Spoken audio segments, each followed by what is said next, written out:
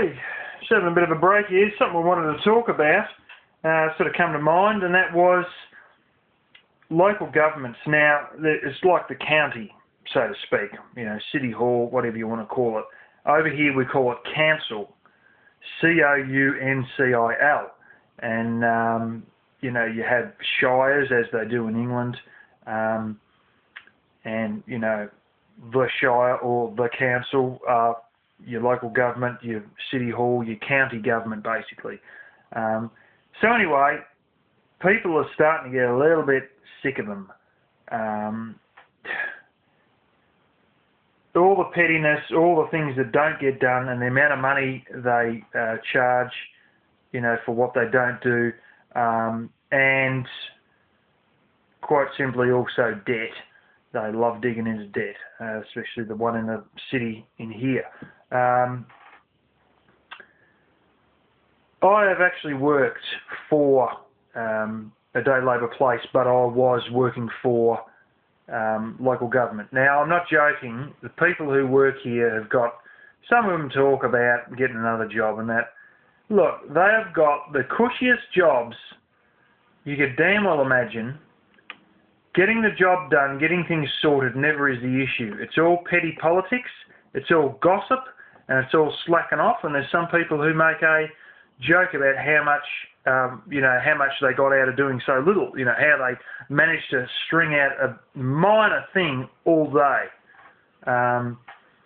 You know, and they got this thing where instead of just sending you to a job that's on the books or whatever, they'll say, oh, go around and look for stuff that needs to be done.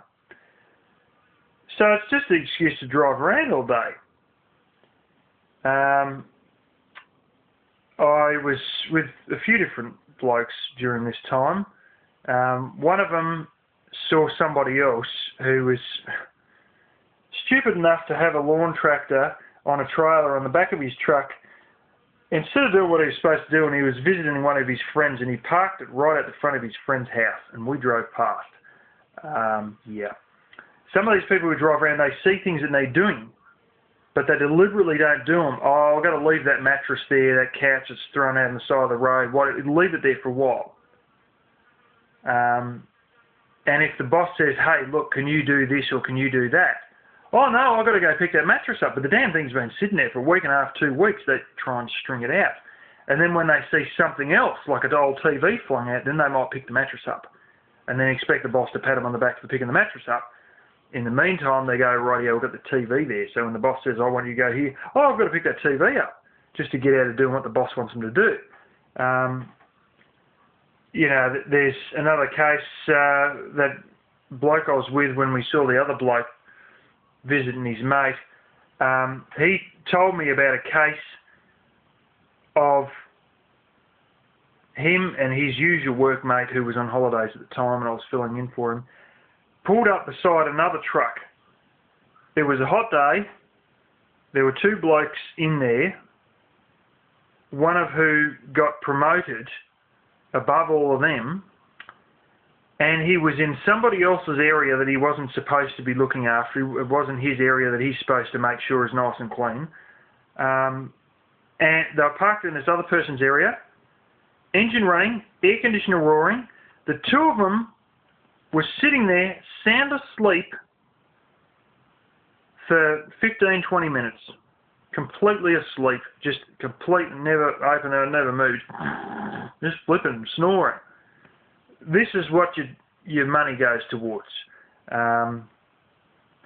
You know, there's a case where somebody had a tree that was about to fall on the house. Actually, there's been a number of these cases. The tree's about to fall on the house. It's been dead for 15 years. There's termites or something like that have got into it and it started to rot. You know, softwood outside starts to rot. And then the bloke whose house it's about to fall on wants to get rid of it. His neighbour wants to get rid of it. You know, it's starting to lean on the fence, destroy the fence. The roots are wrecking his driveway. This thing is literally days off smashing the roof out of his house. Oh no, we can't get rid of it. Oh, why? Oh, it's a part of the character of the area. Hang on a minute. There's no leaves on it. It's completely dead. There's no bird's nest in it. The only thing that's in there is termites and it's about to cause $10,000 damage, and then they're going to start throwing fines at him and threats because they don't want to get rid of it. Other people have had this with, things in their front yard. These things have been a threat, life-threatening sort of a case where if it comes through the flipping roof, it's liable to kill one of your kids. Doesn't matter. They're more interested in the fact that you don't have a permit than anyone possibly dying. And people have basically had a gut for this. The fact is that a lot of these areas, you do go around, the grass is really tall. They've started another stunt here where if there's any noxious weeds, real nasty weeds I don't like, the ones that I've got to get off my property, when my uncle pushed the point, suddenly they made a rule. They said it to him unofficially then, but they didn't have the rule to back it up. Now they've got the rule to back it up. If those nasty weeds are on the side of the road against my fence line, it's not their responsibility to touch them. I've got to dig them out. It's my responsibility. My uncle said, well, if that's the case, if we're supposed to do that, we want to be able to graze our sheep on the side of the road during a drought. Oh, no, you can't do that. There are people who, and I've seen this one on TV as well, sitting there showing a sign.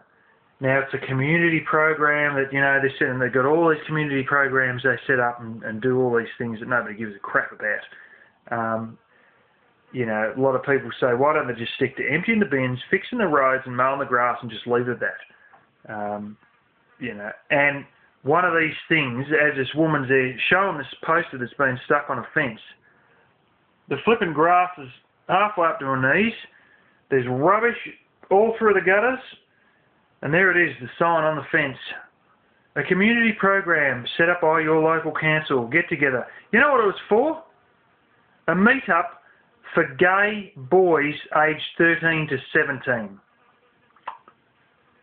Those sort of programs are more important than making sure the grass is cut so there's not damn snakes as you're walking through the grass, get bitten by a snake and, like a lot of the snakes here, damn well kill you or come close to it. That doesn't matter about the grass or the snakes that might be hiding in the grass that you can't see as you're walking through it, because this was on the side of the road in suburbia. We've got to sort of make sure the gay 13 to 17-year-olds are going to have a meet-up. And what are they going to do in this meet-up? You know what? I don't even want to know what they're going to do in this meet-up or why they're meeting up or what they're intending to have the purpose of this meet-up for. I don't even want to think about it. But this is the whole point, you got ones in there doing all this stuff, and that's not the real issue. The real stinking bad issue is the fact that they're digging into millions of dollars debt. And there's ones here. Now, this is not a joke. We're talking about little county government style places. They send one of these punces over there to United States, to Europe, to wherever. Oh, what's he doing? Oh, well, we're going to visit our sister city. So there's one city up the road, and we actually know what their sister city is because they've got a sign up there saying sister city of blah, blah, Michigan. So some joint in Michigan, probably some blooming Detroit version 2 or something, and basically that's their sister city. So then they can send over a person there so they can meet up with their sister city in America. Heaven forbid if we've got one in Europe, one in flipping Asia, one somewhere else, why don't they pick one in Africa, like Nigeria, and go there and then just get stabbed or whatever in the middle of the night and we won't have to worry about them, Oh, I was just visiting my sister city in Nigeria and just got shot by some idiot with an AK-47.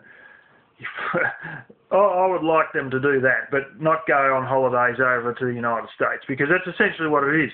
Go over there for a week or two, and punch around over. What do they bring back for the local people? Nothing. Absolutely nothing. No trade, no nothing. We had the governor, who we call the premier of our state, go to China. And you say, oh, what did he go over there for? He was only over there for, a week and a half, 2 weeks. He come back, yeah. trade deals set up. I'm not joking. The Chinese want to start a cable factory, electrical cable manufacturing, right in this state because of that week and a half, 2 weeks that he went over there. He bought business back from China. The Chinese want to set up a factory here. What the hell? I never saw that one coming. And there's a couple of other good deals where basically businesses here, there's 2 other decent enough businesses here that got pretty big contracts sorted out in that same 1.5, 2 week trip, because he went over there as a representative and said, well, what can we do to make the export smoother and all these sort of things, and now we can sell more gear to China. Not just flipping iron ore, coal and steel. Iron ore, coal and gas, rather. Anyway, you know, there's a lot of money just going on junk. And quite frankly, you know, I'm gonna drop one that I'm not supposed to drop, but stuff it, I'll drop it anyway. These councillors are often business people that have sort of worked their way into all this stuff. They've sort of been elected in locally or whatever. Now, most people, if they've got to go somewhere at night, they will leave work or leave their business, go home, eat some food, and then go to whatever they've got to do. Well, they decided they don't want to have to go home and eat food, so what they do is they cater for them. This catering for a handful of people, now we're talking, 12 people or something? 27,000, I think it was. It was either $23,000 or $27,000 in 1 year. And they got it done at a joint that I know of because I delivered wine there actually when I was a truck driver. But they're known for top-class wedding receptions. And this is the place that caters to the local government. 12 people, can you justify $23,000, $27,000 worth of food? Just you know, like, can't they just serve them up a bunch of McDonald's or something? In actual fact, can't they just make them go home and get some blasted sandwiches like the rest of us? You know, there's got to be a somebody stand up, you know, and it can't really be me because I live in a place, but somebody who was a van dweller, an RV dweller who lived in a trailer home and was always on the road, they need to head an organisation to basically squash these idiots. What they tried to do recently, they had this vote, and it was shortly after we had the election vote here, and it was, I should have flown and worked out where it was and how it was set up, and damn well attended it and voted no. And what it was they get money from the federal government as funding to do the, you know, in case they aren't blowing your money on overseas trips and then running up a whole stack of debt, then they want to get certain projects like sports grounds, like, you know, buildings for, you know, local sports grounds, public toilets, installation of sewerage, new roads, and they get all that federally funded. And it's not in the Constitution, so they wanted to have a referendum on that, which is where you've got to go to the people and ask for their vote on it. And if there's enough people vote yes, then they change the Constitution. If enough people vote no, then they don't change it. And it just gets booted out. And basically, I realised that, hang on a minute, if they get written, if their funding gets written into the Constitution, they are then written into the Constitution, they are then fully legitimised. They will be legitimised even more so if they're going to appear in the Constitution. By hell, they'll be legitimised. And so I would have liked to go onto that thing and voted no, just keep them out of the Constitution, because if we keep them out of the Constitution, then it'll be very easy. You know, not very easy, but it'll make it a lot easier to get rid of them in general. And I think if they stood up and they had a referendum tomorrow, I mean, somebody needs to bring a referendum in on this one. Local governments. Restrict them so they can either not exist and just be controlled by the state government and just make it an arm of the state government, or they're going to do the bins, clean the public toilets, fix the roads, sweep the footpaths, and mow the grass. And maintain the water and the sewage system, which is not even council anyway. That's another department altogether. That's a water board sort of a thing. But if they could write that into the Constitution, have a referendum on that, if they had a referendum on it, the damn vote would be probably in excess of 90%. I mean, it wouldn't be, oh, is it going to make majority? It would just blow the socks off. It would be the highest majority of any vote they've ever had, ever, you know, to get rid of those local government. No doubt in my mind at all. But this is the thing, you know, they're just bleeding everyone dry. You got to understand the mentality of these people buying new cars every 2 or 3 years, you know, and it's like, what the hell's wrong with the one you got now? The damn thing works well enough. You didn't bloody do anything with it anyway. They get them all fancy, like they have ones that, you know, all their little light trucks, and every single one of them has a tipping feature on it. You know, where they can, you know, tip it out and stuff like that. They got no reason to tip it out because they've never got anything in there that's worth a cracker. You know, except when they pick a bloody couch up, then they might want to tip it out. But 2 blokes got it on, so can't 2 blokes get it off? Oh no, you know, we want it all just perfect. So, you know, this is the thing. The money they go through, the bureaucracy, the amount of people who are there just shuffling paperwork, the amount of people who are there doing nothing. Some of them get paperwork, and their paperwork requests that they rock the boat, you know, and discipline someone. But they don't want to, because they don't want to rock the boat, so they don't discipline anyone. Even the safety standards there, they get all picky on some things. They don't want to spend any money on some things that literally cost $5 and may save your life. Okay, I'll say it. In the workshop, in the one in here, in one of the depots in the local city, they've got really large drills and, what's his names, you know, different bits and pieces like that. Massive ones. To, you know, fix up or fabricate things that they need to do for, you know, their equipment. Mower hits a rock and smashes a guard, they've got to make a new one for it, stuff like that. Usually they get things, some of these trucks, the back of them are all fitted out with cupboards and all that. It always turns out that someone makes a design up and the engineer decides that they're going to do it their way, and then the people want it done another way, so they've got to get the workshop to modify it after these engineers have built a custom setup, so-called custom setup, because it usually won't be a practical setup. So anyway, they've got these big bits of equipment. They're just sitting there. There's no bolts holding them on the floor. If somebody reversed one of the trucks in and hit this thing, it'll tip it over and it's liable to chop your flipping foot off when it hits the ground. It's all been passed for safety standards over 4 bolts that cost about $4 or $5 each. No. They could have put 2 of those bolts in, it cost them $10 total. No. The drills they've got, the welders they've got, all the stuff they've got, even the vice on the bench, 1950s build. I mean, if you've dealt with some of that stuff, you see they've got a guard on chain guard, and the blasted chain guard will be cast iron, and it'll be flipping half-an-inch thick. You know, can't buy you any new equipment. We can all buy ourselves new cars, but we can't buy you a decent welder. Can't get a MIG welder. You're sitting there burning away with this old arc welder from the dark ages, you know. It's just crazy, you know, some of the things they get up to, but I think it's,